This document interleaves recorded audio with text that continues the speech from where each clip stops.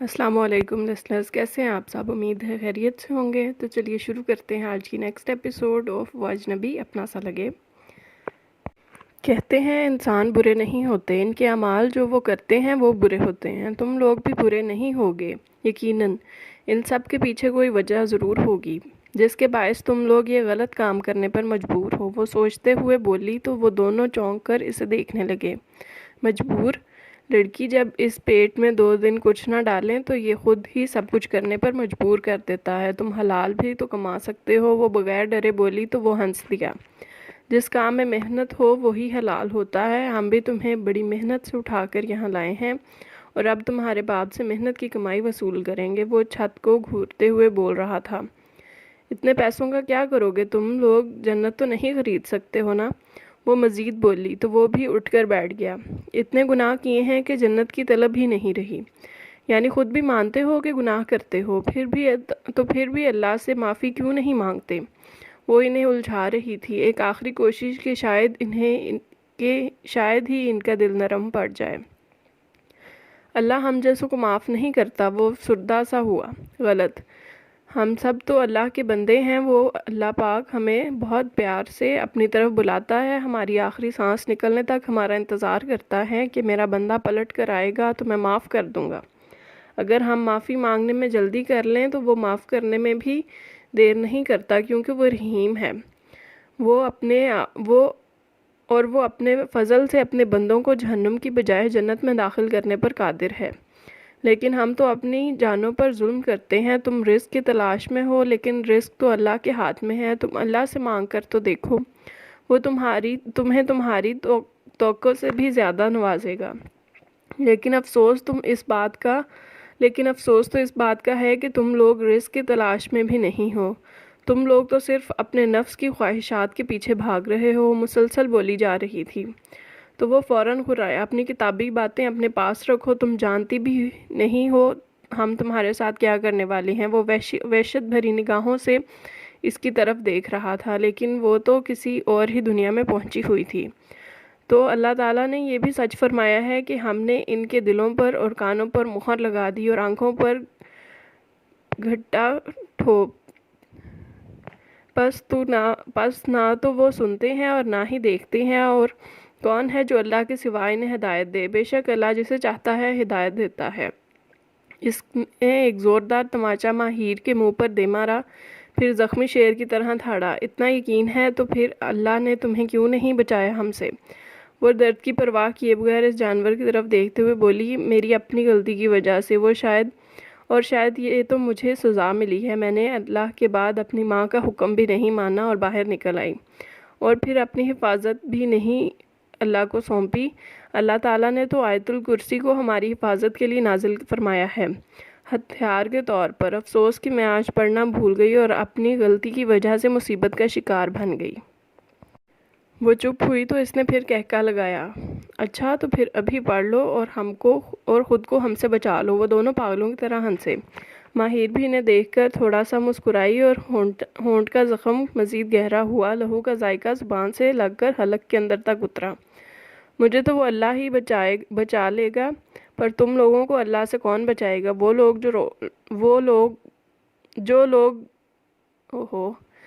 जो लोगों पर रहम नहीं करते, अल्लाह इस पर भी रहम नहीं करता। इन दोनों की हंसी को ब्रेक लगी थी। बिल्लू उठ और इसके मुंह पर टेप चिपका दे। चिक चिक करके दिमाग की दही बना दी है इस लड़की ने। बिल्लू ने फ़ौरन हुक्म की तकमील की और वो वहीं बैठा हुआ फिर बोला, हम इसके बाप से पैसे लेकर इसे मार देंगे और फिर इस लड़की के जिस्म का हर कीमती उज़ू बेच देंगे। ये लड़की और भी बहुत से काम आ सकती है हमारे। एक माह तो आराम से गुज़र ही जाएगा। मज़े। हिसाब किताब करता हुआ वो वापस लेट गया। माहिर ने शिद्दत से दुआ मांगी कि बाबा यहाँ ना आए, कभी ना आए।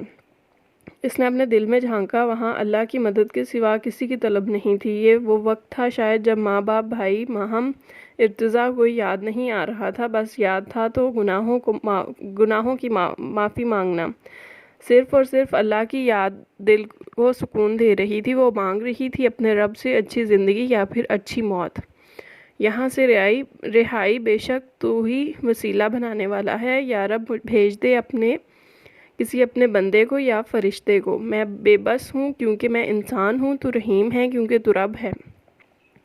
میری حفاظت فرما، بے شک تو ہی بہترین حفاظت فرمانے والا ہے۔ اس نے آنکھیں موند لیں، زخموں سے خون رس رہا تھا، تھپڑ پر تھپڑ نے ماتھے پر لگی ضرب کو اور گہرا کر دیا تھا۔ جب پورا جسم ہی تکلیف میں ہو تو کسی ایک زخم کو مرہم بھی فائدہ نہیں دیتی۔ چھوٹے سے روشن دان سے اب روشنی بہت دور ہوتی جا رہی تھی، یعنی سیاہ رات پھیلنے والی تھی۔ وہ دونوں سر جوڑے ہتھیار صاف کرنے میں مصروف تھے۔ ماحول میں وحشت بھری خاموشی طاری تھی۔ وہ بہت قریب پہنچ گئے تھے۔ ارتضیٰ نے سائرن بجانے سے منع کر دیا تھا اور 5 اہلکاروں کو ساتھ لے کر اس ویران سی جگہ پر پہنچا۔ باقی سب کو باہر ہی الرٹ رہنے کو کہا۔ شہر سے تھوڑے ہی فاصلے پر یہ پسماندہ سا علاقہ تھا۔ خستہ حال مکان کی تعمیر تھی، جن کی چھتیں بھی شاید جگہ جگہ سے ٹپک رہی تھیں۔ شام کے سائے گہرے ہو رہے تھے، سورج ڈوب چکا تھا اور اب وہ اپنی نگاہیں اطراف میں میکانکی انداز میں گھما رہا تھا۔ 3 مکانوں کے دروازے ایک جیسے تھے، ان میں سے ایک دروازے کو تالا نہیں لگا تھا۔ اس نے سب کو اسی طرف جانے کا اشارہ کیا۔ وہ دبے پاؤں خود بھی وہاں پہنچا۔ سر یہ تو چاروں طرف سے بند ہے، ہم اندر کیسے جائیں گے؟ ایک سپاہی قریب آ کر بولا، جیسے وہ خود اندر داخل ہوئے ہیں۔ وہ سوچتے ہوئے بولا تھا اور پھر چلتے ہوئے رکا۔ وہاں اوپر ایک جالی والا روشن دان نظر آیا تو اس نے اچھل کر وہاں سے اندر کی طرف جھانکنے کی کوشش کی، لیکن وہ روشن دان کافی اونچائی پر تھا۔ پھر اس نے بشیر کو نیچے جھکنے کا کہا اور خود اس کی پیٹھ پر پاؤں رکھ کر کھڑا ہو گیا۔ سر اوپر اٹھا کر دیکھا تو اسے چارپائی پر لیٹے ہوئے کسی کے پاؤں نظر آئے۔ وہ فوراً نیچے اتر آیا۔ وہ یہیں ہے، اس جگہ کو کور کرو۔ خود بھی الرٹ ہو کر دروازے کو بجایا۔ وہ دونوں اچھل پڑے۔ کون ہو سکتا ہے؟ ایک دوسرے کی طرف چونک کر دیکھا، پتہ نہیں۔ اس بلو نامی شخص کے منہ کا رنگ بدل گیا تھا۔ دوسرے نے فوراً کرسی پر ایک طرف کو لڑکی ہوئی ماہر کی کنپٹی پر گن رکھ دی۔ اس کے منہ پر ابھی بھی ٹیپ چپکی ہوئی تھی اور آنکھیں بند تھیں۔ اے لڑکی، آنکھیں کھول! وہ اس کے منہ پر تھپڑ مار کر جگا رہا تھا۔ اس نے ہڑبڑا کر آنکھیں کھولیں تو وہ اپنے اوپر پستول تانے کھڑے شخص کو دیکھ کر اس نے اپنی جان نکلتی ہوئی محسوس کی۔ دروازے پر مسلسل دستک ہو رہی تھی۔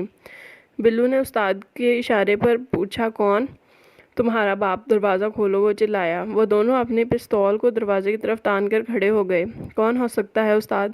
پتہ نہیں، تمہارے کسی یار کو پتہ ہے اس جگہ کا؟ اس نے پھر سوچتے ہوئے پوچھا۔ ہاں، سنی اور شیدے کو، لیکن آواز ان کی نہیں ہے۔ وہ پریشان سا کھڑا تھا۔ چل کھول، دیکھتے ہیں کون مائی کا لال ہے، وہ بولا تو فوراً اس نے مضبوطی سے دروازے کو تھام کر تھوڑا سا کھولا تو ارتضیٰ نے لمحہ ضائع کیے بغیر دروازے کو زوردار دھکا دیا۔ بلو اپنا توازن برقرار نہ رکھ سکا اور پیچھے کی طرف جا گرا۔ ایک لمحے میں سارا کھیل بدل گیا تھا۔ دھڑ دھڑ کی آواز دونوں طرف سے سنائی دے رہی تھی۔ ماہر نیچے جھکنے کی کوشش میں دبی دبی آواز میں چیخ رہی تھی۔ خوف کے مارے وہ اوپر دیکھنے کی ہمت ہی نہیں کر سکی۔ اپنی پستول نیچے پھینک دو ورنہ اس لڑکی کو مار دوں گا۔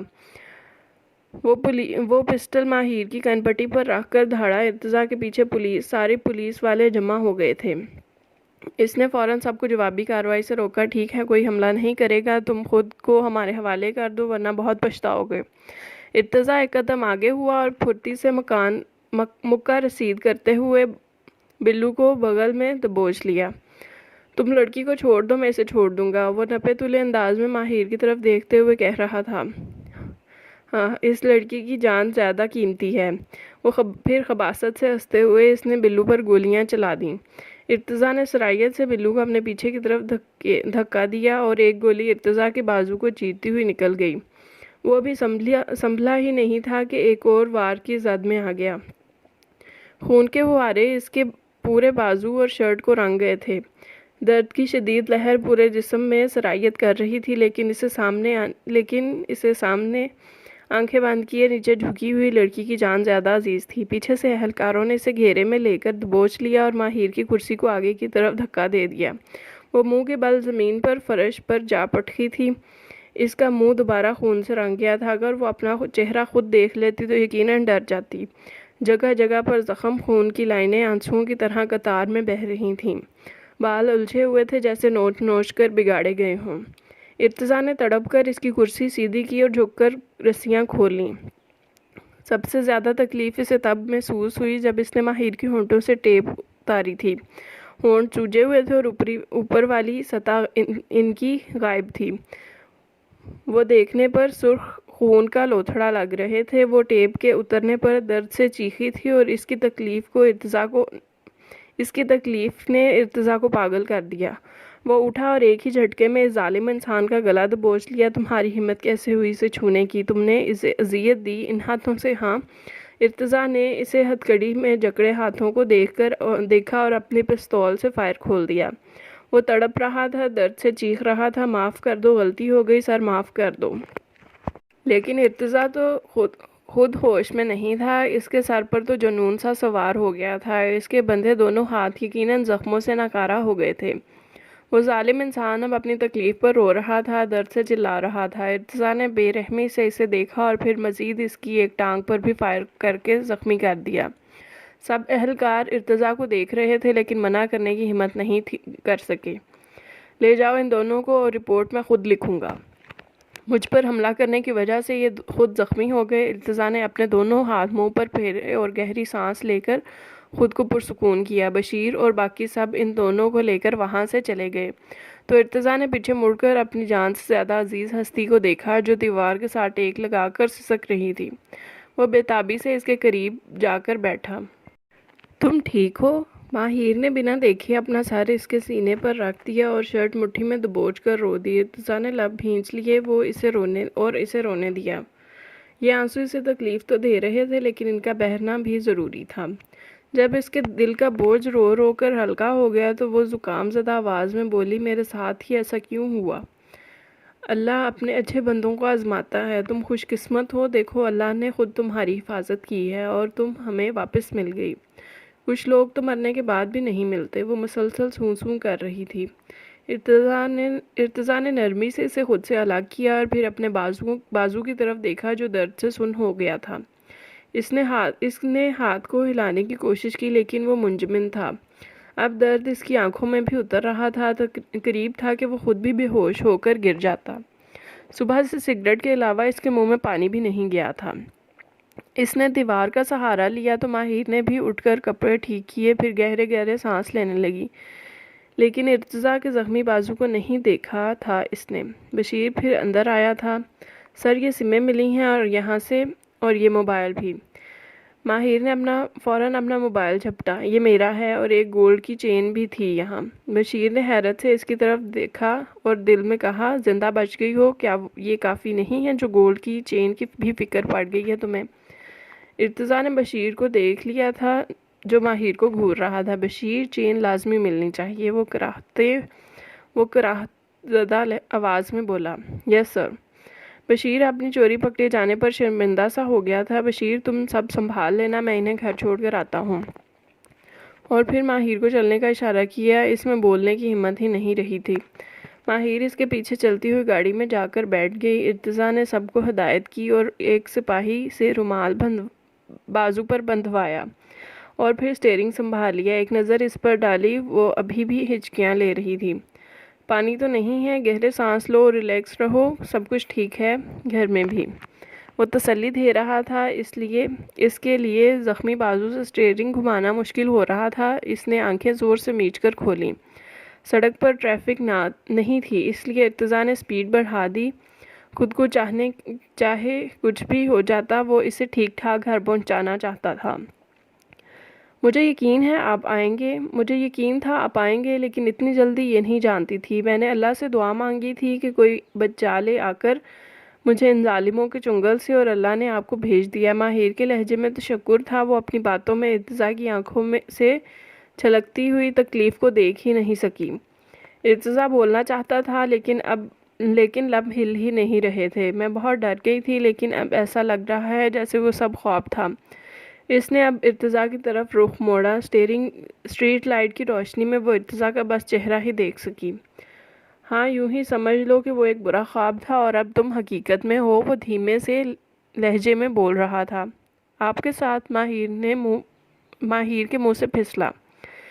پہلے تکلیف کیا کم ہے جو اب یہ زخم دوبارہ تازہ کر رہی ہے۔ وہ کچھ نہیں بول سکا کچھ دیر خاموشی چھائی رہی اور پھر وہ پہنچ گئے تھے حسان ولا، وہ گھر جہاں کل شادیانے بج رہے تھے اور آج سوگ میں ڈوبا ہوا لگ رہا تھا۔ شاید کسی کو باہر کی لائٹ آن کرنے کا بھی یاد نہیں رہا تھا۔ گھر کے اندر چراغ بجھ جائیں تو پھر وہ مکین باہر کے چراغ کیسے جلائیں؟ ارتضیٰ نے گاڑی روک دی اور ایک نظر اسے دیکھ کر بولا، جاؤ اور پلیز اپنا خیال رکھنا۔ اس کے ان چند الفاظ میں چھپا کیا کچھ نہ تھا۔ ماہر اپنی جگہ سے ہلی تو ارتضیٰ نے پھر اس کی طرف رخ پھیرا۔ پلیز جاؤ، سب تمہارا انتظار کر رہے ہوں گے۔ وہ سنجیدہ نہیں، زخمی ہارا ہوا لہجہ تھا۔ ماہر کسی کشمکش کے انداز میں سر جھکا کر بولی، میرے پاؤں سوجے ہوئے ہیں، آپ گھر کی بیل بجا دیں۔ کوئی اور وقت ہوتا تو وہ کہکا ضرور لگاتا اس کے اس انداز اور بات پر، لیکن وہ چاہتے ہوئے بھی مسکرا نہ سکا۔ گاڑی بند کی اور باہر نکل آیا۔ وہ نہیں چاہتا تھا کہ گھر سے باہر آ کر کوئی اسے ملے، اسی لیے خود سہارا دے کر اندر لے آیا۔ ایک نئے سرے سے سب نے اسے دیکھ کر رونا شروع کر دیا۔ کافی دیر کے بعد جب سب کو اس سے ٹھیک ہونے کی تسلی ہو گئی تو نظر اپنے محسن پر پڑی۔ میرے پاس الفاظ نہیں ہیں، کیسے شکریہ ادا کروں بیٹا تم۔ حسان صاحب کی نظر خون پر پڑی تو بات منہ میں ہی رہ گئی۔ عمیر بھی اٹھ کر اوپر کی طرف دوڑا، فرسٹ ایڈ باکس لے کر نیچے سیڑھیاں پھلانگتے ہوئے آیا۔ سب ہال میں ہی جمع تھے اور سب کی نظر اب اس کے زخمی بازو پر تھی۔ اب سب جائیں یہاں سے، عمیر نے وہاں بیٹھے ہوئے تمام لوگوں سے کہا، اور مومنہ کو بھی ماہر کی بینڈیج کرنے کا اشارہ کیا۔ سب اندر کمروں میں گھس گئے، لیکن نظر کھڑکی سے باہر ہال پر ہی جمی ہوئی تھی۔ ارتضیٰ نہ چاہتے ہوئے بھی صوفے پر بیٹھ گیا۔ اوہ، گولی تو اندر ہی ہے اور دوسرا زخم بھی بہت گہرا ہے۔ کیا یہاں پہلے بھی کوئی زخم تھا؟ عمیر پروفیشنل لہجے میں تشویش سے پوچھ رہا تھا۔ ہاں، ایک بار پہلے بھی گولی چھو کر گزر گئی تھی۔ ارتضیٰ نے آنکھیں زبردستی کھولی ہوئی تھی، نظر سامنے دیوار پر جمی جہاں ایک ہیپی فیملی کی بڑی سی تصویر فریم میں لگی ہوئی تھی۔ ماہر کی نظر ساتھ والے صوفے پر بیٹھے ارتضیٰ پر جمی ہوئی تھی۔ مومنہ بھابی نے ماتھے پر پٹی لپیٹ دی تھی اور چہرہ وائپس کی مدد سے صاف کیا، بالکل کسی بچے کی طرح۔ وہ زخمی تھا اور مجھے پتہ ہی نہیں چلا، اسے اپنا درد بھول گیا تھا۔ نظریں ابھی بھی اسی پر جمی ہوئی تھیں جو سامنے دیکھ رہا تھا۔ عمیر نے مومنہ سے ہیلپ لی اور گولی نکال کر سامنے ٹیبل پر رکھ دی۔ ماہر وہ دیکھتے ہی چیخیں مار کر رونے لگی۔ ارتضیٰ نے آنکھیں بند کر لی تھی، کاش کے کان بھی بند ہو سکتے۔ حسان صاحب بیٹی کو تڑپتا دیکھ کر باہر دوڑتے ہوئے آئے تھے۔ کیا ہوا میری بچی؟ میری جان، تم ٹھیک ہو؟ وہ سینے سے لگا کر اسے وہاں سے اٹھانے کی کوشش کر رہے تھے۔ ارتضیٰ پر نظر ڈالنے کی ان میں بھی ہمت نہیں تھی۔ بابا، ماہی کو اندر لے جائیں، عمیر نے ارتضیٰ کے بازو سے پٹی لپیٹتے ہوئے حسان صاحب کو دیکھ کر کہا۔ تو وہ فوراً بولی، نہیں، میں یہاں سے نہیں جاؤں گی۔ وہ تکلیف سے پاگل ہو رہی تھی۔ اپنی تکلیف تو انسان سہ سکتا ہے، پر اپنوں کی تکلیف دیکھ کر نہیں سہی جاتی۔ وہ رو رہی تھی۔ ارتضیٰ جانتا تھا کہ وہ اسے دیکھ کر کیوں رو رہی ہے۔ دل سے دل کا رابطہ تو تھا نا، ایک زخمی تھا تو دوسرا بھی تو زخمی تھا نا۔ ماہر نے اپنے منہ پر ہاتھ رکھ کر آواز روکی۔ مرہم پٹی ہو گئی تھی۔ گھر میں روشنیاں دوبارہ پھیلنے لگی۔ لمحے بدلتے ہوئے دیر نہیں لگتی۔ سب کے چہرے پر سکون چھا گیا تھا۔ داستان جاننے کے لیے سب ہی بے چین تھے۔ ماما بھوک لگی ہے، ماہر نے کہا تو انہوں نے فوراً ٹیبل سیٹ کروائی اور ارتضیٰ کو بھی کھانا بابا نے اپنے ہاتھوں سے کھلایا۔ ماہر ہر نوالے پر درد سے چیختی اور واپس رکھ دیتی۔ مومنہ نے اسے دلیا بنا کر دیا اور نسرین سے سوپ بنانے کو بھی کہا۔ کسی کو آنے والے دن کی خبر ہی نہیں تھی، لیکن قریب ایک اور جھٹکا ان کا منتظر تھا۔ عمیر خود ارتضیٰ کو گھر ڈراپ کر کے آیا اور گاڑی ارتضیٰ نے بشیر کو جاتی دفعہ چابیاں دیں تو وہ بھی فوراً ان کے پیچھے ہی گاڑی چھوڑ آیا۔ وہ گھر آیا تو سب اس کے منتظر تھے۔ تشویش، بے چینی، بابا گلے لگا کر ملے۔ اسے زخمی دیکھ کر شازیہ بیگم بھی پریشان ہو گئیں۔ وہ ماہر سے ناراض تھیں، لیکن انہوں نے ایسا تو نہیں چاہا تھا نا۔ سارا دن ان سب کا بھی دعاؤں میں گزرا تھا اور اب ارتضیٰ کو دیکھ کر سکون ملا، اور وہیں اس کا زخمی بازو رلا بھی رہا تھا۔ وہ سب کو مختصر سا بتا کر کمرے میں چلا گیا۔ ماہا بھی اس کے پیچھے ہی آئی تھی۔ آئی ایم سوری چاچو، وہ رونے والی شکل بنا کر بولی تو وہ حیران ہوا۔ Sorry for what? میں نے لاسٹ ڈیز آپ سے بہت مس بیہیو کیا، مجھے معاف کر دیں پلیز۔ وہ افسردہ سا مسکرا کر اسے اپنے اور پیار سے اس کو اپنے ساتھ لگایا۔ کوئی بات نہیں، اب جاؤ چائے بنا کر لاؤ، تھوڑا تو خیال کرو، زخمی مریض ہوں وہاں۔ تمہاری دوست نے رو رو کر سر میں درد کر دیا، آج کا دن بہت سخت تھا۔ وہ چلتے ہوئے بیڈ پر گرنے کے انداز میں بیٹھا۔ چاچو ماہی ٹھیک ہے؟ ماہم نے فکر مندی سے پوچھا۔ زخم گہرا ہے لیکن بھر جائے گا، کل خود جا کر دیکھ لینا، ویسے زخمی دلہن لوگ پہلی بار دیکھیں گے۔ وہ ضبط کی انتہا پر تھا، آنکھیں میچتے ہوئے اس نے ماہم کو ہاتھ سے ہی جانے کا اشارہ کیا۔ وہ کچھ دیر کھڑی اسے بے بس سا دیکھتی رہی، پھر دروازہ بند کر کے چلی گئی۔ وہ لیٹا ہوا اندر کی آگ میں سلگ رہا تھا۔ اگر آج کا دن سخت تھا تو قیامت کا دن آنے والا کل بھی تھا۔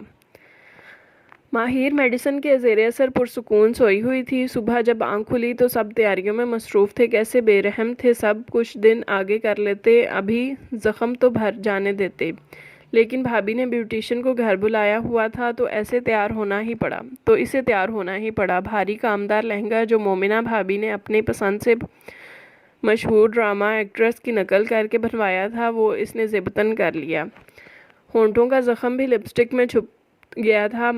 ماتھے پر زخم کو کور کرنے میں جتنا درد ہوا تھا اتنا ہی ٹائم بھی لگا۔ بارات کا انتظام میرج ہال میں تھا، وہ تیار ہو کر وہیں پہنچ گئے۔ ماہم آئی ہوئی تھی، کس کے ساتھ یہ اس نے نہیں پوچھا۔ چاچو کہہ رہے تھے زخمی دلہن پہلی بار لوگ دیکھیں گے، لیکن تم تو یار قیامت لگ رہی ہو، قیامت۔ ماہم آنکھ دبا کر ہنس دی اور وہ مسکرا بھی نہ سکی۔ دل میں نئے سرے سے الجھنیں بڑھنے لگیں، سوچوں کا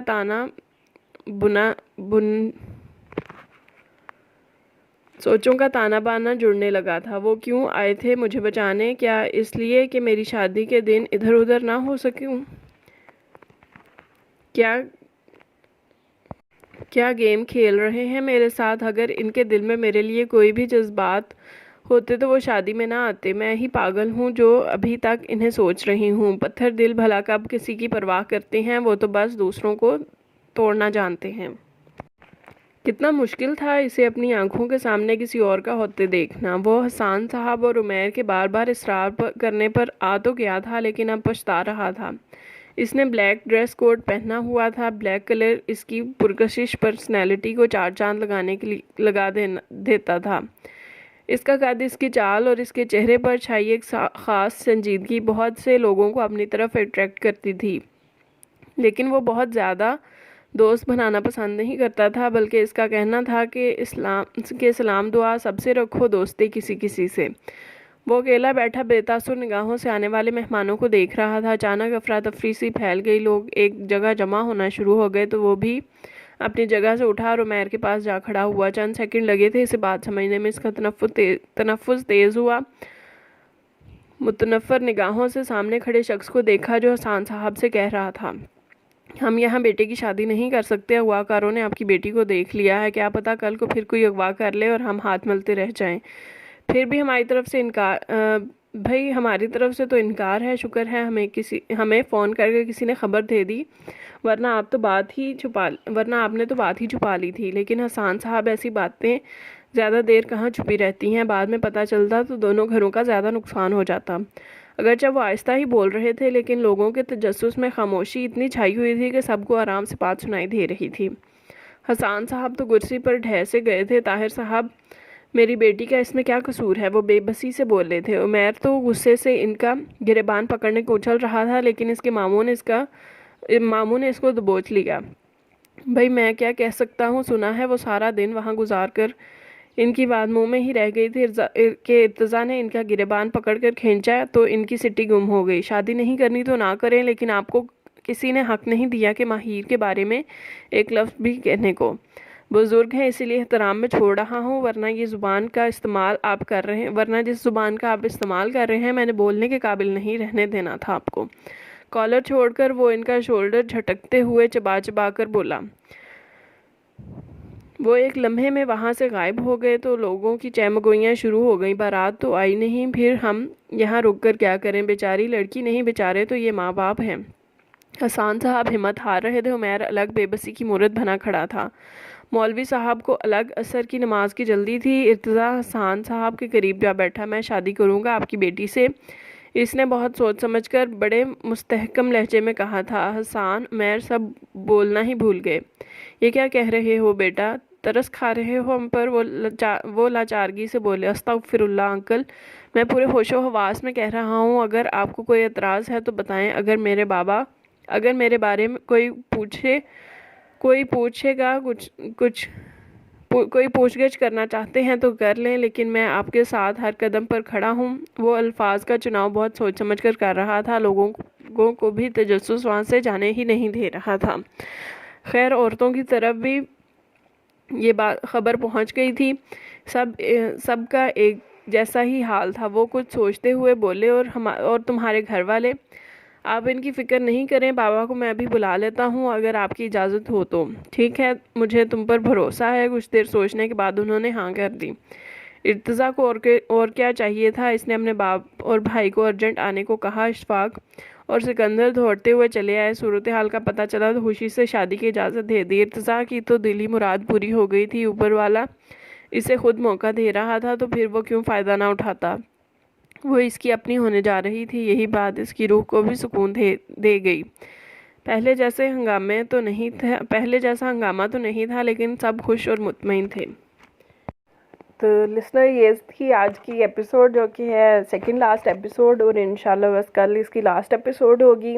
तो आप सबसे रिक्वेस्ट है कि अपनी राय का इजहार ज़रूर किया करें, और वीडियो को लाइक और चैनल को सब्सक्राइब ज़रूर करें। बहुत शुक्रिया।